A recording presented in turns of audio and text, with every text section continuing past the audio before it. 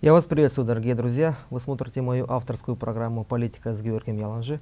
Она выходит на моем канале в YouTube и других социальных сетях. Сегодня я буду беседовать с молодым, но очень активным политическим деятелем Евгением Тукан. Евгений, здравствуйте. Здравствуйте. Спасибо большое, что пришли на интервью. Евгений, у вас достаточно интересная биография. Вы родом из села Кангашик, живете в Кишиневе, учились в Аграрном университете Республики Молдова, являетесь муниципальным советником города Камрат и при этом поддерживаете связь с вашим родным селом. Скажите, как вам удается совмещать все эти ипостаси? Удается ли вникать в полном объеме в проблемы города Камрат? В первую очередь, большое спасибо за приглашение. Мне очень приятно оказаться в этой студии. Слежу за вашей передачей, она очень интересная. Спасибо за оценку. Что касается, я подкорректирую информацию касательно своей биографии. До 7 класса я учился в селе Кангашик в средней школе, затем я 5 лет учился, в том числе закончил, сдал бакалавр с 2015 по 2005 по 2009 год я учился в Камрате, в спортивном лицее. Далее учился в Аграрном университете. После этого окончил Гагузский университет, КГУ, Камратский университет. Вот. И практически 9 лет я находился в Камрате. Не живу в Кишиневе. В Кишиневе мне приходится время от времени оставаться, потому что я курирую молодежное крыло партии социалистов «Молодая гвардия», езжу по районам нашей республики, и, ну, допустим, если я еду с Окницы, а на следующий день мне необходимо ехать, образно говоря, в Дандюшаны, то я приехал в Кишинев, остался, на следующий день уехал в Дандюшаны. То есть мне неудобно ехать домой, оставаться дома с Окницы и потом возвращаться опять на север Дандюшаны. Это моя работа, поэтому я думаю, в этом... То есть вы считаете себя полноценным жителем Гагаузии? Абсолютно. Я большой патриот Гагаузии, очень люблю Гагаузию, гагаузский язык и гагаузский народ. И горжусь, что являюсь гагаузом. Мы обязательно поговорим еще о гагаузском языке. Но я хотел вас спросить, вот вы начинали спортивную карьеру, но потом как-то оказались в политике, в молодежной политике в том числе, являетесь муниципальным советником. Что общего между спортом и общественно-политической деятельностью? Спорт, ну, я всегда любил все игровые виды спорта, занимался очень активно спортом. Молодежная политика, молодежь всегда вовлечена в спортивные мероприятия. И сначала мне казалось, что посредством молодежной политики можно реализовать некоторые спортивные мероприятия, спортивные вещи, вовлекать больше молодежь. Я был всегда активным. Это даже иногда не всегда спортивный. Мне всегда хотелось, чтобы молодежь в нашей стране была более активна. Мне хотелось, чтобы мое окружение участвовало во всех молодежных мероприятиях. Пусть это спорт, пусть это КВН. И если говорить, каким образом я попал в политику, меня пригласили, видели, что я в университете очень активен. Что касается по спортивной части, выступал, участвовал во всех молодежных мероприятиях. И меня пригласили, видели, что у меня взгляды направлены левого политического толка, и меня пригласили когда-то в Кишиневский комсомол. Таким образом я попал в политику. Вот. Далее, естественно, я гагауз. И всегда тебя, если даже ты учишься в Кишиневе, тебя тяготит к своему родному краю, ты больше интересуешься политической обстановкой у тебя на родине. И я решил, что у меня была аграрная специальность, и я решил, что я приеду учиться, буду получать второе образование, и обязательно в Гагаузском университете, в Камратском государственном университете, чтобы публичное управление, то есть уже политическое направление, связанное с политикой или с государственными органами. И мне бы хотелось еще и вникнуть в политическую атмосферу у нас в Гагаузии полностью, находясь здесь. Вот. Я думаю, что мне это удалось. Вы уже сказали, что вы представляете партию социалистов. Идеология этой партии связана, наверное, не только с пророссийским вектором, с левым вектором, но еще и с тем, что связано с Советским Союзом и с советской историей Республики Молдова.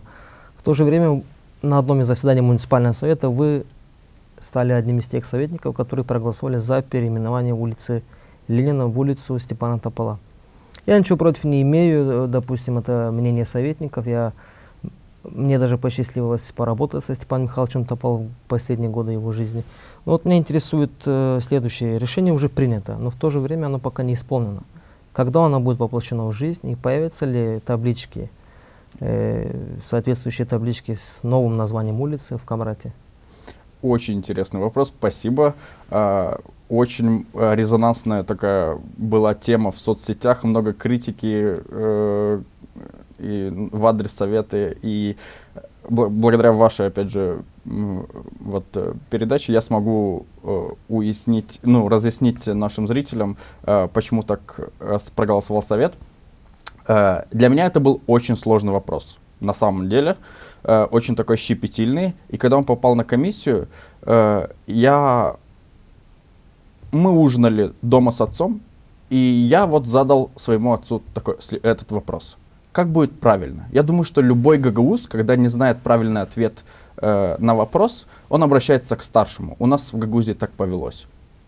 Вот, я спросил своего отца, человек, который был в комсомоле советском еще, всегда был левосторонних взглядов, в 2000-е годы всегда голосовал за ПКРМ, сейчас, естественно, за социалистов. И он сказал, что Ленин очень большая личность в истории вообще человечества. И он всегда приводил мне примеры, говорил, что, какие блага он сделал в том числе и для гагаузов. Но Топал — это человек, благодаря которому сейчас существует Гагаузия. И он считает, что было бы, наверное, правильно, что эта улица будет называться Лениным Топола при тех условиях, которых мы обговаривали в совете. Поэтому я прислушивался мнению своего отца. А условия, я бы хотел на этом акцентировал свое внимание, условия были следующие, что есть меценаты, которые проспонсируют, чтобы все эти документы пришли в норму, в том числе у частных людей, благодаря финансовой помощи этих людей. Буквально на последнем заседании совета был, опять же, этот вопрос об отмене решения названия улицы. Но мы, советники, проголосовали за то, чтобы этот вопрос был вынесен на референдум. Я пропустил это заседание совета и не знал об этом решении, если честно. Да. И Но я с ним согласен. Еще хотел бы заметить очень важную деталь. Я еще на совете говорил, что мы не вправе решать этот вопрос советники. Мы должны выносить еще, когда принималось это решение. Я говорил о том, что мы должны этот вопрос выносить на референдум. Это на самом деле так, это очень резонансный вопрос. Но я скажу, что меня заставило проголосовать именно за изменение. Это и мнение отца, и еще и давление людей, которые говорили, что вот социалисты, там кто-то, Кишинев им никогда не позволит, то есть муниципальные советники социалистов, кишиневские власти им никогда не позволят голосовать за гагаузские некоторые вещи, в том числе и за переименование. И это было каким-то, может быть, таким проявлением гражданской ответственности. Да, что не Кишинев решает за муниципальных советников социалистов. У нас очень принято говорить, что там Кишинев там решает за социалистов или что-то такое, что скажут в Кишиневе, то социалисты и сделают. Я сразу вспоминаю Михаила Гимпу, которому все время мешали русские танки, там рука Москвы, там чуть что. Вот. Это на самом деле не так. Да, и я более скажу, что в Кишиневе социалисты иногда более гагаузы, чем наши местные некоторые, те, которые считают себя гагаузами, те, которые считают себя большими патриотами. Смотрите, улица Ленина в Камрате самая длинная улица. Вдоль нее расположено очень много частных домов и множество офисов. Я думаю, что бизнес разберется, оплатит свои расходы в случае необходимости. Но все-таки люди будут испытывать затруднения. Есть ли какие-то расчеты, сколько будет стоить переименование улицы Ленина и что последует за этим в части финансовых расходов? Сколько это миллионов леев? Давайте, это будет в порядке более 2 миллионов леев. Так мало, вы считаете? Но некоторые, вот по некоторым оценкам, кто-то говорит 2 миллиона, кто-то говорит 4, то есть я говорю более 2 миллионов лей, потому что я не эксперт в этой области, я говорю из того, что говорят эксперты. Те или иные. Хорошо, я понял. Давайте мы еще затронем улицу Ленина, потому что сейчас было принято решение о том, что вот аллея Славы вот у нас будет аллея Топола. И там будет установлен бюст Топола. И вот пока мы останавливаемся на данном этапе. Вот, то есть вот эта аллея между улицами Ленина и вот до университета. Вот это будет аллея Топола. А улицу Ленина мы пока не трогаем. Потому что все советники говорили, что и в соцсетях, те, которые вот молодые, особенно которые более активны в соцсетях, говорили, что это очень большой резонанс. И это радует, что у нас люди могут проявить свою активность, в том числе и в соцсетях, и повлиять на советников. Хорошо, продолжая тему вашей деятельности в муниципальном совете, я бы хотел задать такой вопрос. Ну, есть мнение, до меня доходит тоже некоторые мнения, что в муниципальном совете большинство контролирует, ну, так называемое демократическое большинство, которые близкие Николаю Дудоглу. Якобы они принимают все решения и оказывают какое-то влияние примару и так далее. Вы с этим согласны? Ну, на самом деле это очень сложный вопрос. Мне бы не хотелось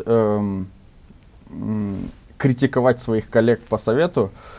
Есть очень много таких казусных вопросов, где я не согласен, иногда выражаю очень рьяный свой негативизм, потому что лобби действительно есть, потому что есть советники, которые преследуют свои интересы, и их немало. Вы были свидетелем, допустим, принятия каких-то решений, связанных с лоббированием интересов, ну, допустим, там распределение каких-то земельных участков, угодий? Сельхозугодий не смогу вспомнить, может быть, у меня... Я просто не хочу говорить голословно, не имея при этом никаких доказательств. Но я знаю некоторые, допустим, участки в городе, которые были приняты большинством фракции за развитие там Камрата, ну как они любят себя вуалировать, демократы, которые голосуют за то, чтобы их люди там не теряли в финансовом плане. Вот. Таким вещам есть место в муниципальном совете, к сожалению, большому моему сожалению. И можно сколько угодно кричать и спорить, но их советники голосуют так, как удобно. Евгений, вот я знаю, что примар муниципе Камрат, господин Анастасов, не связан с политическими партиями, он не обращает никакого внимания на идеологические какие-то составляющие. Вам как работается с примаром Камрата? И как вы оцениваете его деятельность? Вот, несмотря на то, что я говорил выше, вот ту всю сложность работы с советом, вы посмотрите, что происходит в городе, как развивается Камрат. Вот это лично социалисты, мы всегда поддерживаем все благие намерения Сергея Ильича, они всегда благие. То есть сегодня Камрат один из самых развивающихся городов в нашей стране. Поверьте мне, я езжу по республике, я вижу все районные центры, и Камрат, и вся Гагаузия является большим примером. И я очень положительно оцениваю работу примара и всегда иду к нему навстречу, какой бы сложный вопрос не был, я стараюсь идти навстречу, и, то есть, и вообще все социалисты в совете, то есть мы работаем с примара очень в дружной команде. Я согласен, что Камрат один самый развивающийся город Гагаузии, это естественно, но вот примар Чадырлунги в беседе со мной выразил крайнее возмущение тем, что, допустим, 25% от капитальных инвестиций ежегодно по закону попадают в Камрат. Он считает, что это дисбаланс. Как вы к этому относитесь? Вы не считаете, что здесь есть какая-то несправедливость? Не знаю, корректно ли мне комментировать слова примара Чадырлунги. Этому, может быть, и есть место, потому что он примар, он другого города, ну, гагузской автономии, и ему тоже хотелось бы привлечь больше инвестиций в свой город. Но не надо забывать, что Камрат является столицей, Камрат является центром Гагузии, ну, Чадарунга является культурным центром Гагузии. Вообще ничего против не имею. Чадарунга всегда рад ехать в этот город. Прекрасные люди, на мой взгляд, живут в этом городе. Но я думаю, что это вполне справедливо, что 25% уходит именно в столицу Гагузии. Я хотел бы поговорить об особенностях формирования состава муниципального совета. Ну, когда проходят выборы в муниципальный совет, в частности в Камрате, есть множество кандидатов, там очень сложная система. Ну вот такой казус партии социалистов, ну раньше партии коммунистов всегда набирали в Камрате, в Гагузии по 70%, по 80%. Но почему-то всегда по спискам этих партий в муниципальный совет попадал максимум там 4-5 советников. Как мы видим, люди в большинстве своем на этих выборах, на местных выборах голосуют за личности. Как вы считаете, почему так происходит? Есть проблемы с личностями в партии социалистов или же, может быть, вам тоже стоит идти как независимый? Я выражу следующее мнение. Я думаю, что слово «независимый кандидат», вот это словосочетание, оно в нашей стране уже дискредитировано. Нет, в стране пока нет, а в Гагузии да. Потому что люди устали голосовать за независимых депутатов в Народное собрание, за независимых советников, которые приходят в публичные учреждения и лоббируют свой собственный интерес. Поэтому мне кажется, что люди все меньше и меньше будут голосовать за независимых. Потому что когда приходит команда там, партийная, у них есть дисциплина. И они меньше отталкиваются из собственных... Я могу просто говорить из нашей команды социалистов. У нас вообще не было ни одного вопроса, когда мы бы лоббировали свой какой-либо интерес. У меня есть интерес к Камрату, вот и все. Больше интересов личных нет. Что касается независимых, я бы не хотел идти независимым, потому что я всегда человек команды. И мне намного проще работать с коллегами. Я иногда, каждый человек, человеку свойственно совершать какие-то ошибки. И когда ты идешь совершать ошибку, то есть у тебя есть определенное мнение по вопросу, где ты можешь совершить ошибку, команда тебя может направить. Просто она может тебе подсказать, что нет, по этому вопросу вот так. Потому что, допустим, потому что есть, ну, другие, потому что твоя ошибка может привести к плачевным последствиям. Если коснуться региональной политики, я думаю, что вы в курсе, что произошло на этой неделе. Я имею в виду перенос даты выборов Башкана с 19 мая на 30 июня и другие решения, которые связаны с повышением порога явки до 50% и использованием национальных списков, которые, как говорят, раздуты, там 130 тысяч избирателей по спискам регистра. Как вы думаете, с чем связано данное решение Народного собрания? Я начну чуть ранее. Буквально недавно у нас были парламентские выборы, смешанная система, то есть голосование за партийный список и за одномандатный. После результатов выборов у нас появился политический труп. Ну, мы все знаем, о ком я говорю, это Николай Додоглу. Труп, который, оказывается, находится в коме. И каким-то образом этот политический труп и оказывает влияние на большинство депутатов Народного собрания. Это просто немыслимо. Я не понимаю, как эти депутаты через 2 года придут к своему избирателю и с каким лицом они будут убеждать своего избирателя проголосовать за них снова. Потому что сейчас вот эти все процессы, они идут против гагаузского народа. Не против Башкана нынешнего, у которого рейтинг зашкаливает прям по всем опросам. Если завтра будут выборы, Ирина Федоровна точно станет Башканом. И все эти процессы ведут только в угоду Николаю Додоглу, который из себя практически ничего не представляет. Электорат ему абсолютно не верит. У него антирейтинги просто невероятные. У нас нет такого другого политика, и никогда, наверное, за всю историю не было. Однако он контролирует большинство депутатов Народного собрания. И я бы хотел опять затронуть вопрос независимых. Я понимаю, но вот я конкретный вопрос задал. С чем связано 30 июня и другие решения, которые касаются явки и списка избирателей?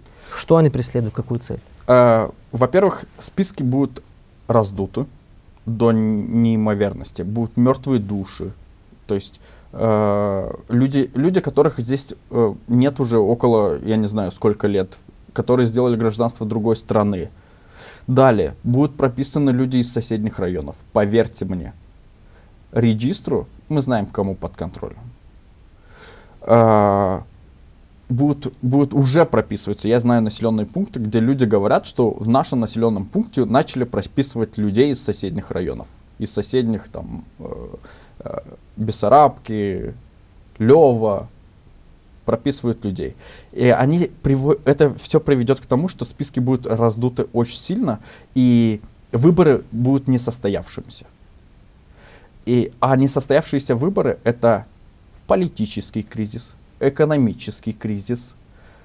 А экономический кризис — это очень страшно, на мой взгляд. Потому что сейчас Гагаузия набрала очень большой экономический темп развития. Благодаря слаженной работе исполкома и Башкана, с президентом, с внешними партнерами. Гагаузия сегодня самый развивающийся район страны. Это очевидно, потому что едешь в любой... Регион страны. Регион, да. Регион, я прошу прощения. И это очевидно. И когда ты едешь в соседние районы, там немножко с завистью говорят: вот вы, гагузы, такие молодцы, вы можете сказать на референдуме, что мы хотим в таможенный союз, вы можете хорошо общаться с внешними партнерами, вы можете привлекать бизнес. Правда, они немножко нам завидуют. Но и когда спрашивают про Додоглу, мне немножко, честно, стыдно говорить, что вот есть такой гагуз, который идет против своего народа. То есть вы считаете, что данная узкая группа лиц преследует цель по дестабилизации общественно-политической и экономической ситуации Гагаузии? Абсолютно. Как это преодолеть, что нужно предпринять? Я думаю, что Ирина Федоровна сейчас делает очень правильные предпосылки. Она пошла к народу. Она пошла к людям за поддержкой, к тем, кто ее избрал, к тем, чьи интересы она представляет. Она стала башканом не для себя, она стала башканом для гагаузов, для того, чтобы решать наши проблемы. И сейчас возникает момент, когда ее пытаются, я уверен, что это не получится, но ее пытаются сместить с должности представителя народа, с той должности, которая делает благо для гагаузов. Вот. Им не нравится, что Гагаузия развивается. Потому что таким образом они никогда не ворвутся в кормушки. Вот и все. Помимо политики, меня интересует еще и гуманитарный вопрос. Ну, к примеру, вопрос гагаузского языка. Я знаю, что вы родом тоже из села, как и я. Вы с Кангачка, я с Копчака. Я знаю, что вы, даже до этой передачи мы с вами общались на гагаузском языке. В семье с родственниками, с родными близкими вы на каком языке разговариваете? На гагаузском больше? На гагаузском. В селе практически со всеми разговариваю. С друзьями общаюсь на гагаузском языке. Ну вот меня интересует следующее. Ваша позиция по такому вопросу. Какова реальная ситуация с гагаузским языком в Гагаузии? Вы согласны ли с тем утверждением, что гагаузский язык является исчезающим языком? Как бы прискорбно не был мой ответ, к сожалению, да. Гагаузский язык исчезает, потому что, к сожалению, в семьях у нас родители пытаются подготовить ребенка к школе и говорят с ним на русском языке. Телевизор, ребенок, если смотрит, то получает информацию на русском языке, мультфильмы, общение с родителями, общение с детьми уже на улице, потому что все дети говорят на русском языке. То есть подрастающее поколение не знает гагаузский язык. Дети говорят на русском без акцента, но с акцентом на гагаузском языке. Да. Такое наблюдение. Да, абсолютно верно. И Очень, очень приятно, когда ты встречаешь ребенка, и который говорит, ну, на улице, там, в том же селе, который заводит с тобой разговоры на гагузском языке. Причем, если он уже пошел в садик и с ним поработали, то есть говорили на гагузском языке, он включает какие-то литературные слова. Это очень интересно. Ну, Евгений, я с вами, наверное, до конца не соглашусь с тем, что гагузский язык является исчезающим языком, потому что я считаю, что для того, чтобы он исчез и имел признаки исчезающего языка, в мире должно остаться 5 или 10 человек, которые разговаривают на этом языке. И, к сожалению, есть в мире такие практики. Я недавно вот читал в интернете одну статью, там есть в России даже исчезающие языки. Там 15-20 человек осталось в России, которые этим языком владеют. Вот это исчезающий язык. У нас гагузы все-таки побольше. В школах преподается гагузский язык, то есть есть защита этого языка. Но все-таки, как вы думаете, что нужно предпринять для того, чтобы, как мы говорим, дети, люди вновь заговорили на улицах на гагузском языке? Я думаю, что прежде всего сложно нам будет сделать так, чтобы родитель прекратил говорить с ребенком на русском, не готовить его к школе. Это возможно, даже нормальные процессы. Я бы сделал больше упор на детские сады, на школы, на образовательные заведения, проводить мероприятия на гагузском языке для детей, мультфильмы, очень важно, чтобы даже интересующие его передачи, телевизионные, там, ребенок смотрел на гагузском языке. Так он легче будет проникаться. Это не будет процессом образовательным, который заставит его это делать. Он сам, посредством, допустим, мультфильма, это очень хороший прием, на мой взгляд, посредством мультфильма он сам будет проникаться в язык и будет использовать слова из мультфильма. Вот, поэтому... Есть инициативы, связанные с финансовой составляющей. В Гагаузии, допустим, принят закон расширения сферы применения гагузского языка. И там в этом законе предусмотрен фонд определенный по спасению, как он называется, по спасению гагузского языка. Как вы думаете, вот финансовые вливания какие-то, я не знаю, оплаты, помогут ли эту ситуацию поменять? Или все-таки все зависит от семьи? Как в семье поведется, так и будет. Не все, в семье это большая составляющая, но не все зависит от семьи, на мой взгляд. Финансовые влияния, они очень важны. Очень важны, потому что, как я говорил, те же мультфильмы, программы различные, мероприятия, туда нужны финансовые, то есть необходимо финансовое влияние. И знаете, что я хочу сказать? Что очень важно, что сегодняшние гагузские власти обращают внимание на гагузский язык. То есть буквально лет там 10 назад, даже 5, ну, никто даже не разбирался, что там с гагузским языком, особо не обращали на это внимания. Сейчас у нас в Гагаузии развиваются все жизнедеятельности автономии. И культурный, и гагузский язык, и абсолютно все. Меня это очень радует, честно. Меня как гагуза, я очень доволен с тем, что происходит у нас в Гагаузии. Это не потому, что я сейчас социалист, и я положительно отзываюсь о руководстве Гагаузии, так как социалисты поддерживают Ирину Федоровну Влах. Потому что я вижу, что происходит в других районах. И это, правда, катастрофа, что у нас происходит в нашей стране. И вот этот контраст вот при политике проевропейской власти, которая у нас до сих пор,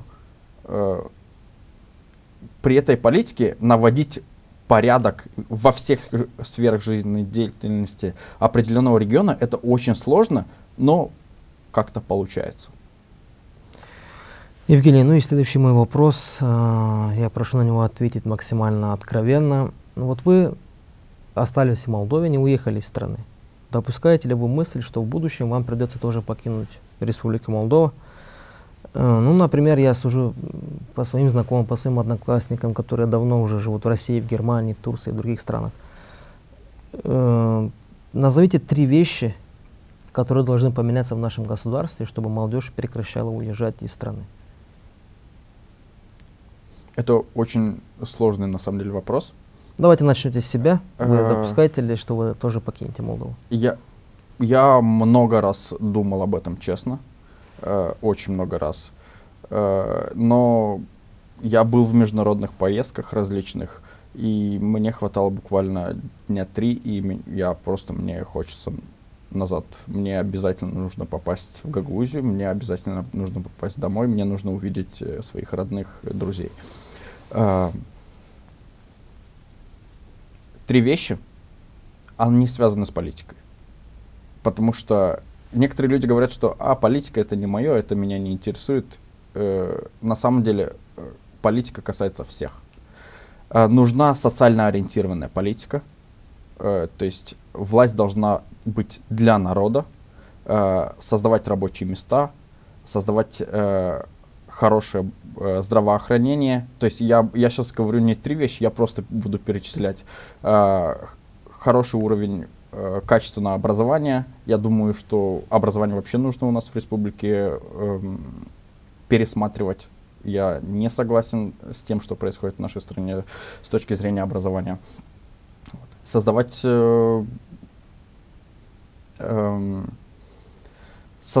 площадку для саморазвития молодежи. У нас про молодежь в нашей стране забыли. Вот. Просто они вообще не думают. И такое ощущение, что властям страны в какой-то мере даже выгодно, что ли, что это население уезжает. И это очень прискорбно. Каким вы видите Гагаузию через 10 лет? И каким вы видите ваше родное село Кангашик тоже через 10 лет? Очень люблю свой населенный пункт, честно говоря. Очень люблю свой населенный пункт. Место, где около, по-моему, 45% в стране арбузов из села Кангашик. Да, я удивился тоже этому показателю в прошлом году, когда узнал. Так что покупайте арбузы в Кангашике, они самые вкусные. Сделаю рекламу нашим сельхозпроизводителям. Мы видим, какие различные программы в наших населенных пунктах действуют. И освещение, и дороги. И я уверен, что Гагаузия это и дальше будет развиваться такими же темпами. И будет привлекательно, как и сейчас является привлекательным, для инвесторов, для экономических агентов. Мы видим, что большое внимание уделяется малому бизнесу, предпринимателям. И это только положительные моменты, потому что это приводит к развитию региона. Я думаю, что более скажу, что соседние районы, жители соседних районов приезжают к нам жить, потому что они видят, что Гагаузия очень привлекательна, что здесь можно жить. Я думаю, что с Гагаузии сократился отток граждан, появились рабочие места. И это только положительное. Гагаузия будет развиваться, я абсолютно уверен в этом. Я вас благодарю за это интервью и желаю успеха во всем, чем вы занимаетесь. Ну а зрителям моей программы я хотел бы сказать спасибо за внимание. Следите за обновлениями на моем канале в YouTube и в социальных сетях. Всего доброго.